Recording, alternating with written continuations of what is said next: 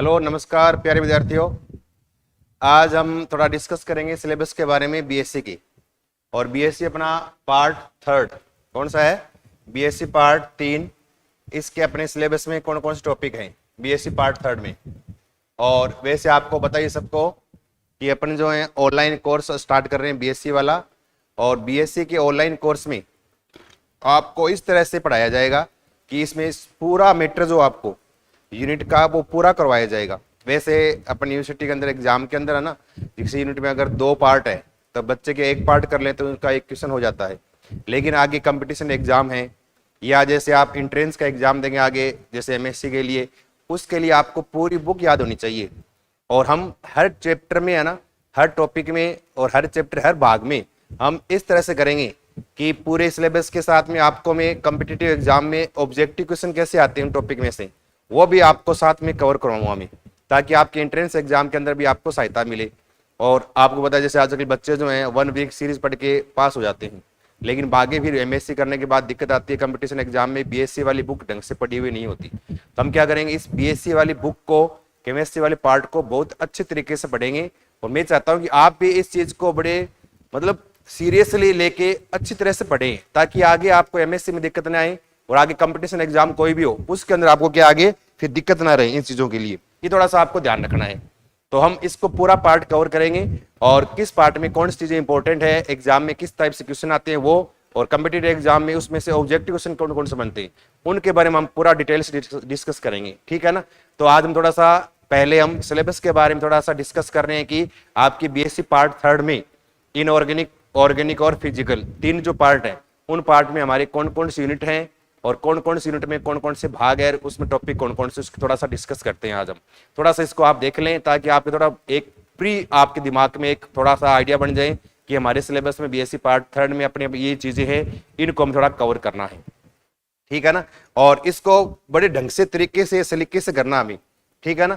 ज्यादा इतना हाउला नहीं करना है, हर चीज को बहुत ही लाइटली नॉर्मली लेके ज्यादा दिमाग में बर्डन नहीं रहना है। आराम से पढ़ेंगे तो आराम से, बहुत ईजी है, इतना हार्ड नहीं जितना आप समझ रहे हो। किताबें देखोगे तो आपको लगेगा बहुत ही इसमें इतना सामान दे रखा है, कैसे याद होगा। वो उस चीजों को याद करने का साथ में तरीका बताएंगे आपको, आप इजीली आराम से इस चीज को आराम से कवर कर सकते हो, कोई दिक्कत नहीं है। अब देखो अपने पार्ट थर्ड जो है ना, जैसे आप सब पढ़ते हो बीएससी पार्ट फर्स्ट सेकंड पढ़ के आए हो, आपको बताइए अपने केमिस्ट्री में 3 पार्ट है, इनऑर्गेनिक केमिस्ट्री का, ऑर्गेनिक केमिस्ट्री का और फिजिकल केमिस्ट्री का। और आपको पता है टोटल 100 नंबर का आपका पेपर होता है तीनों का, जिसमें इनऑर्गेनिक केमिस्ट्री में 33 नंबर का, ऑर्गेनिक केमिस्ट्री में 33 नंबर का और फिजिकल में 34 नंबर की क्वेश्चन आते हैं, टोटल 100 नंबर के। तो 50 नंबर का आपका प्रैक्टिकल होता है, टोटल मानाओ कि 150 नंबर का आपका पेपर है पूरा केमिस्ट्री वाला पार्ट। अब इसमें अपने इनऑर्गेनिक केमिस्ट्री जो ना की बार जो आपकी बीएससी फाइनल में है, उसमें टोटल 5 यूनिट है। अब 5 यूनिट कौन कौन सी है उनके बारे में देखो थोड़ा सा, कि देखो पहले इनऑर्गेनिक केमिस्ट्री वाला पार्ट देखते हैं। इनऑर्गेनिक केमिस्ट्री वाला अकार्बनिक रसायन, और अकार्बनिक रसायन यानी इनऑर्गेनिक केमिस्ट्री में हमारी पहली यूनिट जो है ना वो है HSAB, मतलब हार्ड सॉफ्ट एसिड बेस, यानी कठोर मृदु अम्ल क्षार। कठोर अम्ल कौन से होते हैं, मृदु अम्ल कौन से होते हैं, एग्जाम में इसके एग्जाम्पल्स आते हैं, कॉम्पिटिटिव एग्जाम में इसके एग्जाम्पल्स कई बार ऑप्शन पूछते हैं। किस तरह से याद करेंगे, इसमें कौन कौन सी बातें इंपॉर्टेंट है, किस तरह से याद करने का तरीका है, वो हम इसमें करेंगे पहले वाली यूनिट में। HSAB यानी कठोर मृदु अम्ल क्षार, इसमें कौन कौन सी थ्योरीज आती है उनके बारे में डिस्कस करेंगे पहली यूनिट के अंदर। पहली हमारी अपनी यूनिट है वो है HSAB वाली। उसके बाद यूनिट नंबर 2 है, और सेकंड यूनिट में अपने देखो 2 पार्ट है, इस यूनिट के 2 पार्ट हैं और बहुत ईजी है। देखो आपने जो फर्स्ट ईयर सेकंड ईयर में या 12th क्लास से पढ़ी है ना, वही चीज थोड़ी सी उन चीजों को थोड़ा सा डिटेल में करके बता दिया है, बस उन्हीं को हम थोड़ा सा बेस क्लियर करके उस चीज को आगे हम करेंगे। अब देखो सेकंड पार्ट में क्या, अपने पहला पार्ट जो है ना वो metal ligand bonding in transition metal complexes. 12वीं क्लास में कभी आपने कोऑर्डिनेशन कंपाउंड पढ़ा होगा, बीएससी सेकंड ईयर में पढ़ा होगा आपने कोऑर्डिनेशन कंपाउंड, वही चीजें दोबारा आ गई यहाँ, थोड़ा उनको अलग ढंग से पढ़ेंगे हम। और इसमें क्या है, धातु लिगेंड के मध्य बॉन्डिंग और कौन से ट्रांजिशन मेटल कॉम्प्लेक्सेज, मतलब ट्रांजिशन मेटल जो है यानी संक्रमण धातुएं वो लिगेंड के साथ कैसे बॉन्डिंग करती है, बॉन्डिंग करने का तरीका क्या है। पहला पॉइंट तो अपना वो रहेगा metal ligand bonding transition metal complexes, यानी संक्रमण धातुओं के संकुलों में मेटल लिगेंड या धातु लिगेंड के मध्य बॉन्डिंग कैसी होती है, बॉन्डिंग करने का तरीका क्या है। फिर सेकंड पार्ट है ना, ये मैग्नेटिक प्रॉपर्टी पढ़ेंगे इनके बारे में। पहला जो पार्ट पढ़ा है ना इस पहले पार्ट वाले कॉम्प्लेक्स है उनकी magnetic property of transition metal complexes, यानी संक्रमण धातुओं के कॉम्प्लेक्स जो है संकुल, उनमें मैग्नेटिक प्रॉपर्टी यानी चुंबकीय आघूर्ण कैसे निकालते हैं, निकालने का तरीका क्या है, किस तरह से उसमें हम क्वेश्चंस करेंगे वो उसमें डिस्कस करेंगे। सेकंड में magnetic property of transition metal complexes, second वाला पार्ट अपना। तो पहले यूनिट में HSAB है, सेकंड यूनिट में क्या है, मेटल लिगेंड कॉम्प्लेक्स है, यानी ट्रांजिशन मेटल के कॉम्प्लेक्स है। उनमें पहला पार्ट तो है बॉन्डिंग का, और सेकंड पार्ट जो अपना है वो किसका है, मैग्नेटिक प्रॉपर्टी डिस्कस करनी है सेकंड पार्ट में। उसके बाद देखो यूनिट नंबर 3 है, और तीसरी यूनिट जो है ना इसके भी 2 पार्ट है, थर्ड यूनिट के 2 पार्ट है। वापस वही चलेंगे जो शुरू में चल रहा है ना सेकंड यूनिट का, वही पार्ट चल रहा है, वही कॉम्प्लेक्स है। अब उन कॉम्प्लेक्स का थर्ड यूनिट यानी तीसरी यूनिट के अंदर है ना हम पढ़ेंगे ना, तो सेकंड यूनिट पढ़ाएंगे, तो उसी यूनिट को टच करते हुए हम थर्ड यूनिट पढ़ेंगे। जब अगर आपको सेकंड आ रही है ना तो आप इजीली थर्ड को भी आराम से कर सकते हो। तो थर्ड के अंदर क्या करेंगे, इन्हीं कॉम्प्लेक्स के लिए इलेक्ट्रॉन स्पेक्ट्रा पढ़ेंगे, किस प्रकार से इलेक्ट्रॉन स्पेक्ट्रा निकालते हैं, निकालने का तरीका क्या है, D1 D2 D3 D10 तक स्पेक्ट्रा कैसे निकालते हैं, उसमें ऑर्गेनल डायग्राम वगैरह बनाएंगे हम, बनाने का तरीका देखेंगे। तो electron spectra of transition metal complexes, यानी संक्रमण धातुओं के संकुलों में इलेक्ट्रॉन स्पेक्ट्रा पढ़ेंगे, पहला पार्ट। सेकंड पार्ट जो अपना वो है thermodynamic and kinetic aspect of metal complexes, यानी ये जो मेटल कॉम्प्लेक्स है धातुओं के संकुल है, उन धातुओं के संकुल की हम 2 प्रकार की स्टेबिलिटी पढ़ेंगे, एक तो थर्मोडायनामिक स्टेबिलिटी, एक पढ़ेंगे काइनेटिक स्टेबिलिटी कैसे होती है।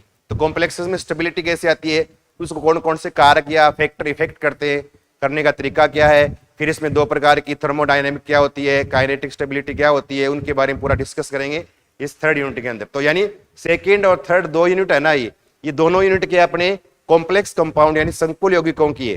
पहले में संकुल के अंदर क्या पढ़ेंगे, बॉन्डिंग पढ़ेंगे। तो पहले ये सेकंड यूनिट में, थर्ड और सेकंड यूनिट का दूसरा पार्ट है उसमें पढ़ेंगे मैग्नेटिक प्रॉपर्टी, और थर्ड यूनिट में पहले पार्ट में इलेक्ट्रॉन स्पेक्ट्रा पढ़ेंगे इनके, और सेकंड पार्ट में इनकी स्टेबिलिटी के बारे में पढ़ेंगे। तो 3 यूनिट होगी। इसके बाद देखो 3 के बाद अगले चौथे यूनिट, और चौथे में फिर अलग अपना ये टॉपिक आ गया एक फोर्थ यूनिट का, ऑर्गेनोमेटेलिक केमिस्ट्री, OMC। क्या पढ़ेंगे इसमें, OMC के बारे में पढ़ेंगे, ऑर्गेनोमेटेलिक केमिस्ट्री, यानी कार्ब धात्विक यौगिक। अब कार्ब धात्विक यौगिक कौन कौन से धातु और कार्बन के बीच बॉन्ड बनता है, तो उस अवस्था में कौन कौन से कार्ब धात्विक कंपाउंड पढ़ेंगे, मैग्नीशियम के पढ़ेंगे, सिलिकॉन के पढ़ेंगे, या जैसे मैग्नीशियम के पढ़ेंगे, एल्यूमिनियम के कार्ब धात्विक कंपाउंड पढ़ेंगे, बनाने का तरीका क्या उनका, उनकी प्रॉपर्टीज क्या होती है, एग्जाम में कैसे क्वेश्चन आएंगे, ऑब्जेक्टिव क्वेश्चन एग्जाम के हिसाब से फर्स्ट ग्रेड सेकंड ग्रेड में या आपके एंट्रेंस एग्जाम में कौन कौन से प्रश्न पूछे जाते हैं, पूछने का तरीका क्या है, वो सारा इसमें पढ़ेंगे। ऑर्गेनोमेटेलिक केमिस्ट्री या कार्ब धात्विक यौगिक बोलते हैं, कार्ब धात्विक यौगिक की केमिस्ट्री या रसायन पढ़ेंगे, इसके बारे में OMC बोलते हैं शॉर्ट में इसको। उसके बाद 5वीं यूनिट है ना, पांचवी बायोलॉजी वाली यूनिट है, ये 5वीं क्या है, बायो वाली यूनिट है। बायो के अंदर क्या है देखो, बायो इनऑर्गेनिक केमिस्ट्री, यानी जैव अकार्बनिक रसायन पढ़ेंगे, पूरा हिंदी में नाम क्या है, जैव अकार्बनिक रसायन, बायो इनऑर्गेनिक केमिस्ट्री। इसके अंदर जो है ना हीमोग्लोबिन क्या होता है, मायोग्लोबिन क्या होता है, किस तरह से हमारे बॉडी में रक्त के अंदर काम करते हैं ये सारे, या हमारे रक्त के अंदर कैल्शियम की है या पोटेशियम की है, सोडियम की भूमिका क्या होती है, किस तरह से ये हमारे पार्ट काम कर रहे हैं, या एग्जाम में इसमें क्वेश्चन किस टाइप से आते हैं वो इसमें करेंगे। इसमें बायो इनऑर्गेनिक केमिस्ट्री या जैव अकार्बनिक रसायन पढ़ेंगे। और इसका सेकंड पार्ट जो है ना वह इनऑर्गेनिक पॉलीमर। अब पॉलीमर में क्या, एक तो ऑर्गेनिक पॉलीमर पढ़ते हो आप, PVC, PAN, PS, ऐसे पॉलीवाइनिल क्लोराइड है, पॉलीथीन वगैरह है, या बहुलक पढ़ते हो ना आप जिसमें प्राकृतिक रबड़ है या कृत्रिम रबड़ वगैरह, यानी नेचुरल रबड़ है या सिंथेटिक रबड़ है, उनके बारे में पढ़ा आपने पहले BSc के अंदर सिलेबस पार्ट के अंदर। अब जो पार्ट आएगा ना उसके अंदर हम पढ़ेंगे हम किसके, इनऑर्गेनिक पॉलीमर यानी अकार्बनिक बहुलक के बारे में पढ़ेंगे। इसके अंदर मेन जो आएंगे ना वो आएंगे सिलिकॉन्स, तो सिलिकॉन्स कैसे बनते हैं या फास्फाजीन्स कैसे बनाते हैं, तो सिलिकॉन है, फास्फाजीन है, उनको बनाने के तरीके, उनके स्ट्रक्चर कैसे बनाते हैं, किस तरह से एग्जाम में क्वेश्चन पुट अप होते हैं, वो सारा इसमें हम करेंगे। तो इनऑर्गेनिक केमिस्ट्री है ना, इसके अपने 5 यूनिट है ये। तो 5 यूनिट जो है ना, इस 5 में देखो पहला तो है HSAB, hard soft acid base का। सेकेंड यूनिट है ये मेटल लिगेंड कॉम्प्लेक्स, तो सेकेंड में मेटल लिगेंड कॉम्प्लेक्स की बॉन्डिंग, फिर उसकी मैग्नेटिक प्रॉपर्टी। थर्ड के अंदर मेटल लिगेंड कॉम्प्लेक्स है, उनके इलेक्ट्रॉन स्पेक्ट्रा और थर्मोडायनेमिक और काइनेटिक इसकी स्टेबिलिटी, थर्ड और सेकंड, ये सेकंड थर्ड यूनिट के अंदर। उसके बाद फोर्थ यूनिट है वो ऑर्गेनोमेटेलिक केमिस्ट्री यानी कार्ब धात्विक यौगिक के बारे में पढ़ेंगे। और 5वीं पढ़ेंगे वो जैव अकार्बनिक रसायन यानी बायो इनऑर्गेनिक केमिस्ट्री का, और इसका सेकंड पार्ट पढ़ेंगे इनऑर्गेनिक पॉलीमर यानी अकार्बनिक के बहुलक के बारे में, जिसमें हम सिलिकॉन के बारे में स्टडी करेंगे। और एग्जाम में पीछे एग्जाम में क्वेश्चन कैसे आए हैं, आगे वाले एग्जाम में प्रश्न कैसे पूछे जाएंगे, किस तरह से ऑब्जेक्टिव प्रश्न बनते हैं, किस तरह से थ्योरेटिकल क्वेश्चन आपको अटेम्प्ट करना है, अटेम्प्ट करने का तरीका कैसे है, वो सारा इसमें हम करेंगे। तो इनऑर्गेनिक केमिस्ट्री यानी अकार्बनिक रसायन में आपके 5 यूनिट है ये, ठीक है ना। इन 5 यूनिट के आपका ये, अगर आपको सिलेबस जो है ना, थोड़ा सा अगर आपको सिलेबस का आउटलाइन याद है ना, ये मानो कम से कम आपके सिलेबस का 15% चीजें आपको आने लगी। अगर आपको सिलेबस याद है तो सबसे पहले आप ये याद करो कि सिलेबस को थोड़ा सा आउटलाइन याद रखो कि इनऑर्गेनिक केमिस्ट्री में अपने ये पार्ट है, ऑर्गेनिक के ये अपने पार्ट है, फिजिकल वाले में अपने ये पार्ट आते हैं। तो सबसे पहले हमें सिलेबस की जानकारी होनी चाहिए। अब देखो इसके बाद है अपना अगला पार्ट है, वो है सेकंड ऑर्गेनिक केमिस्ट्री का यानी कार्बनिक रसायन विज्ञान। और ऑर्गेनिक केमिस्ट्री में कार्बनिक रसायन विज्ञान में देखो पीछे आपने फर्स्ट ईयर सेकंड ईयर में पीछे है ना, सेकंड ईयर वाले पार्ट के अंदर भी आपने स्पेक्ट्रोस्कोपी पढ़ी है, और सेकंड ईयर वाले पार्ट में पहली यूनिट है स्पेक्ट्रोस्कोपी यानी एब्जॉर्प्शन स्पेक्ट्रोस्कोपी। उसमें आपने यूवी, विजिबल, आईआर ये स्पेक्ट्रोस्कोपी पढ़ी है, वो आपने सेकंड ईयर में। अब थर्ड ईयर में है ना, उनको छोड़ दिया तो आपने पढ़ लिया। तो उसके बाद अगली स्पेक्ट्रोस्कोपी आ गई, वो कौन सी आ गई, एनएमआर स्पेक्ट्रोस्कोपी। तो यानी पहली यूनिट जो है इसमें वो कौन सी है, NMR spectroscopy, nuclear magnetic resonance. क्या नाम है, न्यूक्लियर मैग्नेटिक रेजोनेंस यानी नाभिकीय अनुनाद स्पेक्ट्रोस्कोपी, नाभिकीय चुंबकीय अनुनाद स्पेक्ट्रोस्कोपी।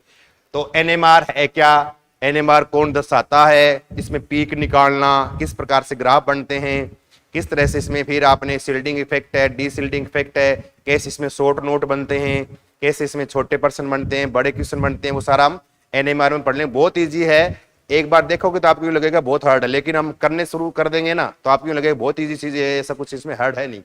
दूसरा इसका पार्ट ना सेकंड, वो ऑर्गेनिक सिंथेसिस बाय इनोलेट्स।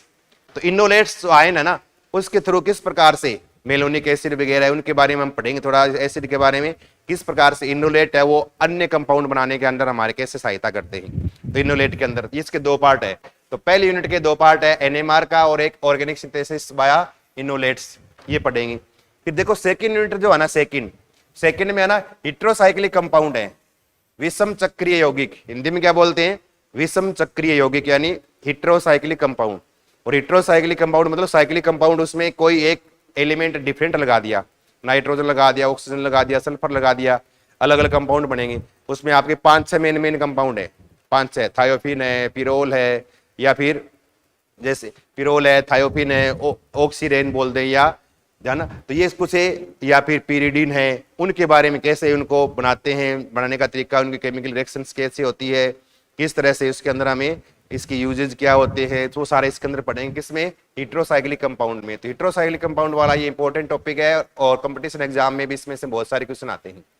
इसके बाद देखो थर्ड यूनिट जो है इसकी, थर्ड वाला पार्ट, और ये थर्ड वाला पार्ट है कार्बोहाइड्रेट। ये भी बायोलॉजी का पार्ट है जो आपने कभी 12th क्लास में पढ़ा हुआ, कार्बोहाइड्रेट के बारे में बायोमोलिक्यूल के अंदर।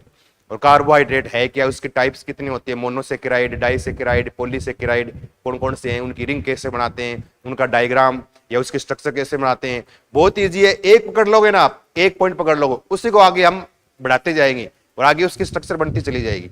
तो इतना हार्ड नहीं है, सबसे इजी टॉपिक कार्बोहाइड्रेट का, उसके यूजेज हमारी बॉडी में क्या कहाँ कैसे काम आता है वो सारा इसमें पढ़ेंगे कार्बोहाइड्रेट के बारे में। फिर देखो फोर्थ यूनिट है, चौथी, और फोर्थ में क्या है अपने amino acid, peptide, protein and nucleic acid, ये भी बायोलॉजी वाला पार्ट है। तो थर्ड यूनिट का भी बायोलॉजी वाला पार्ट है, फोर्थ का भी है amino acid, peptide, bonds, proteins और न्यूक्लिक एसिड, यही बायोमोलिक्यूलर वाला पॉइंट है जो आपने 12th क्लास में पढ़ा है, उसके 2 पार्ट कर दिए यहाँ, थोड़ा सा इसको डिटेल में कर दिया है। एमिनो एसिड क्या है, आवश्यक कौन से होते हैं, अनावश्यक कौन से होते हैं, उनकी स्ट्रक्चर कैसी होती है, एमिनो एसिड की स्ट्रक्चर पढ़ेंगे, है ना, उनकी लास्ट में उसका टर्मिनल कैसे डिसाइड करते हैं, डिसाइड करने का तरीका क्या है, पेप्टाइड बॉन्ड क्या होता है, कैसे बनते हैं, डाईपेप्टाइड, ट्राइपेप्टाइड या पॉलीपेप्टाइड किसको बोलते हैं, उससे प्रोटीन बनेगा, प्रोटीन के अलग अलग टाइप पढ़ेंगे, अलग अलग प्रोटीन का क्लासिफिकेशन पढ़ेंगे, कितने प्रकार के होते हैं, बॉन्डिंग के आधार पे या यूज करने के आधार पे उसके अलग अलग प्रकार पढ़ेंगे। इसके अलावा न्यूक्लिक एसिड, डीएनए है, आरएनए है, उनकी स्ट्रक्चर, डीएनए आरएनए कैसे बनते हैं, डीएनए उसके अंदर कौन कौन सी चीजें हैं, उसका केमिकल कंपोजिशन क्या है, वही सारा है जो आपने 12th क्लास में या कभी बीएससी में पढ़ा है, वही चीजें वापस आगे थोड़ी सी हम इसको डिटेल कर देंगे बस। बाकी वही चीजें, बेस आपका वही रहेगा जो आपने पीछे पढ़ा, न्यूक्लिक एसिड के बारे में, प्रोटीन के बारे में, या इम्यूनो एसिड के बारे में पढ़ा है, या कार्बोहाइड्रेट के बारे में पढ़ा है, या पेप्टाइड बॉन्ड के बारे में पढ़ा है, या प्रोटीन के बारे में पढ़ा है। सारी वो चीजें हैं जो पीछे पढ़ी है, बेस वही रहेगा आपका। उस चीज को थोड़ा सा हम आगे करते चलेंगे, किसमें, इस एमिनो एसिड, पेप्टाइड, प्रोटीन और न्यूक्लिक एसिड में और कार्बोहाइड्रेट में। उसके बाद इसकी लास्ट 5th यूनिट है, कहने का मतलब ऑर्गेनिक वाला पार्ट आपका सबसे इजी है 3rd ईयर में। और 3rd ईयर में बुक जो है ना बहुत पतली बदली होगी किताबें, बहुत इजी टॉप है 3rd ईयर वाला पार्ट, ज्यादा हाउला नहीं है, थोड़ा इजी से आप आराम से करो ना तो आप आराम से पूरी किताब को आराम से याद कर सकते हो। अब देखो इसका 5th वाला पार्ट है वो ऑर्गेनो सल्फर कंपाउंड है, यानी सल्फर के साथ कैसे कार्बन बॉन्डिंग करता है या सल्फर के साथ कैसे ऑर्गेनो सल्फर कंपाउंड बनते हैं, वो सारे सल्फर वाले कंपाउंड के बारे में पढ़ेंगे, किसमें, 5th वाली यूनिट में। तो यानी अपने ऑर्गेनिक केमिस्ट्री में 5 यूनिट है, 500 में बहुत इजी है। पहला एनएमआर, ढंग से याद कर लो, इसी से आपके सारे क्वेश्चन हो जाएंगे। एनएमआर सेकंड वाले हेट्रोसाइक्लिक कंपाउंड है, 5-6 कंपाउंड है, और 5-6 कंपाउंड में अधिकतर रिएक्शंस आप कॉमन चलेगी, इनकी कंपेयर करके चलेंगे तो कॉमन चलेगी। अगर एक कंपाउंड याद कर लिया तो दूसरा याद करने में बहुत ही आपको इजी रहेगा, अधिकतर रिएक्शन सेम सी आ जाएगी। उसके बाद कार्बोहाइड्रेट है, जो पढ़ा आपने, कार्बोहाइड्रेट आराम से कर सकते हो, कोई नहीं है, सबसे इजी टॉपिक है। Carbohydrate, amino acid, peptide bond, protein, nucleic acid, ये सारे सबसे इजी है। विटामिन, एंजाइम्स, सबसे इजी टॉपिक है ये 3rd और 4th यूनिट के अंदर आ जाएगा।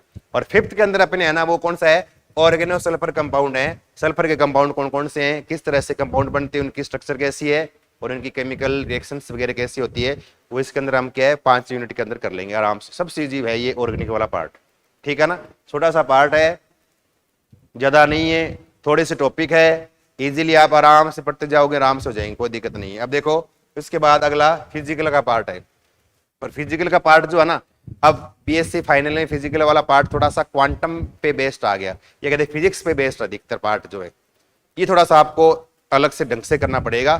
थोड़ी चीजें ऐसी आएगी जो आपको हार्ड लगेगी, लेकिन आपके जैसे बार बार काम मिलोगे तो आपको इजी लगनी शुरू हो जाएगी।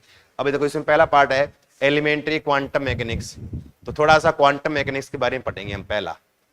इसके अंदर किस प्रकार से आइजन वैल्यू, आइजन फंक्शन निकालते हैं, या क्वांटम मैकेनिक्स है उसके पोस्टुलेट्स कौन से हैं, किस तरह से साई है, साई स्क्वायर का मान वगैरह है ना। इसके अंदर सराउंडिंग इक्वेशन थोड़ा उसके बारे में पढ़ेंगे, सराउंडिंग इक्वेशन कैसी है, उसका टाइम के साथ कैसा है, टाइम के बिना कैसा है, वो थोड़ी सी इसके अलग अलग डेरिवेशंस है, उसको हम करेंगे, थोड़े याद करने पड़ेंगे इसमें आपको एलिमेंट्री क्वांटम मैकेनिक्स में। इसका 2nd यूनिट है ये दूसरी, और ये आपने पढ़ी है पहले, वही आएगा। इसका थोड़ा सा हम क्या है, थोड़ा सा रूप बढ़ा देंगे, एमओटी वाला है, मोलिकुलर ऑर्बिटल थ्योरी। इसका कंसेप्ट क्या है, मेन कैसे बनते हैं ऑर्बिटल्स वगैरह, कैसे बनते, बनने का तरीका है ना, वही क्वांटम मैकेनिक्स पे चलेगा। इसका भी है एमओटी यानी मोलिकुलर ऑर्बिटल कैसे बनेंगे, बनने का तरीका क्या है, तो वो एमओटी मोलिकुलर ऑर्बिटल थ्योरी पीछे पढ़ी है ना, उसी को थोड़ा सा आगे हम डिटेल से पढ़ेंगे। और 3rd यूनिट जो है वो स्पेक्ट्रोस्कोपी की, 3rd कौन सी है, ये स्पेक्ट्रोस्कोपी की है। अभी इसमें जो स्पेक्ट्रोस्कोपी बदल आपकी शेष रहेगी ना, पहले आपने यूवी पढ़ ली, विजुअल पढ़ ली है ना, आईआर पढ़ ली, उसके बाद क्या है एनएमआर स्पेक्ट्रोस्कोपी पढ़ ली, उसके अलावा स्पेक्ट्रोस्कोपी बच गई, वो वाले पार्ट इसके अंदर आ जाएंगे, स्पेक्ट्रोस्कोपी वाले पार्ट, ठीक है ना। उसके अंदर क्या है, थोड़े से वाइब्रेशन स्पेक्ट्रोस्कोपी आ जाएगी इसमें। इसके बाद देखो 4th यूनिट है, 4th में क्या है, 2 पार्ट है, एक तो फोटोकेमिस्ट्री वाला पार्ट, फोटोकेमिस्ट्री वाला पार्ट मतलब यानी किस प्रकार फोटोन गिरे और उसका रिएक्शन पे क्या प्रभाव पड़ता है, तो फोटोकेमिस्ट्री वाले पार्ट में करेंगे हम इसमें सारा। और फोटोकेमिस्ट्री में किस प्रकार से है ना क्वांटम दक्षता निकालते, क्वांटम क्या होता है, क्वांटम दक्षता कैसे निकालते हैं, ठीक है ना। इसमें फोस्फोरेंस पढ़ेंगे, फ्लोरोसेंस पढ़ेंगे, ज्वेल्स की डायग्राम कैसे होता है, वो बनाने का तरीका क्या है, उसके बारे में पढ़ेंगे थोड़ा है ना। तो वो थोड़ा हम फोटोकेमिस्ट्री वाले पार्ट में पढ़ेंगे। ये भी इजी सा है, इसमें 2-3 नियम पढ़ेंगे हम फोटोकेमिस्ट्री के, 2-3 नियम है मेन, वो उस नियमों के बारे में पढ़ेंगे, ठीक है ना। उसके बाद इसका 2nd पार्ट है physical property and molecular structure, ये थोड़ा सा मोलिकुलर स्ट्रक्चर कैसी है, उसकी फिजिकल प्रॉपर्टी कैसी होती है, उनके बारे में पढ़ेंगे, 2nd पार्ट वाला पार्ट। ये थोड़ा सा अपने क्वांटम वाला पार्ट ही चल रहा है मेन। तो ये फोटोकेमिस्ट्री वाला पार्ट और एक क्या फिजिकल प्रॉपर्टी और मोलिकुलर स्ट्रक्चर का वाला पार्ट करेंगे।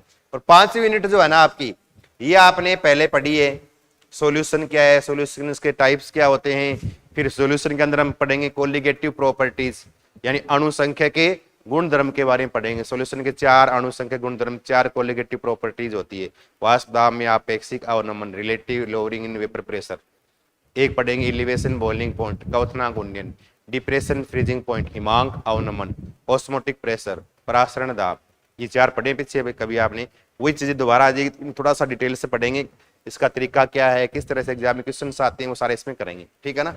तो 5 पार्ट है ये 5 यूनिट है किसके, फिजिकल वाले। तो पहला तो है अपना क्वांटम मैकेनिक्स का पार्ट आएगा, दूसरा एमओटी यानी मोलिकुलर ऑर्बिटल थ्योरी का आएगा, ये थोड़ा सा आपको देखना है, हम देखेंगे इसमें कैसे मोलिकुलर ऑर्बिटल बनते हैं। फिर स्पेक्ट्रोस्कोपी वाला पार्ट करेंगे इसके अंदर, थोड़ा सा बच्चा स्पेक्ट्रोस्कोपी है ना वो इसके अंदर आ जाएगा। फिर हम इसमें 4th यूनिट में है ना फोटोकेमिस्ट्री वाला पार्ट करेंगे, और एक इसमें फिजिकल प्रॉपर्टी और मोलिकुलर स्ट्रक्चर का करेंगे। और फिर 5th है वो सॉल्यूशन वाला पार्ट है, साथ में इसके कोलिगेटिव प्रॉपर्टीज है, ये पढ़ेंगे। तो फिजिकल में है ना आपकी ये 5 यूनिट है, ज्यादा इतनी नहीं है, इजी, अगर आप जैसे मैं पढ़ाऊं उस हिसाब से आप पढ़ते जाना, आपको कहीं पर भी 1% भी आपको दिक्कतें नहीं आएगी, आप इजीली आराम से कर सकते हो। तो अपने केमिस्ट्री में बीएससी फाइनल के अंदर जो है ना, ये अपने 3 किताबें इनऑर्गेनिक, ऑर्गेनिक, फिजिकल, उसमें हम क्या करेंगे, उनको अपनी थ्योरी के हिसाब से चलेंगे, एग्जाम में थ्योरी में क्या लिखना आपको वो, और हर टॉपिक वाइज ऑब्जेक्टिव प्रश्न क्या बनते हैं साथ में बताता चलूंगा हमें।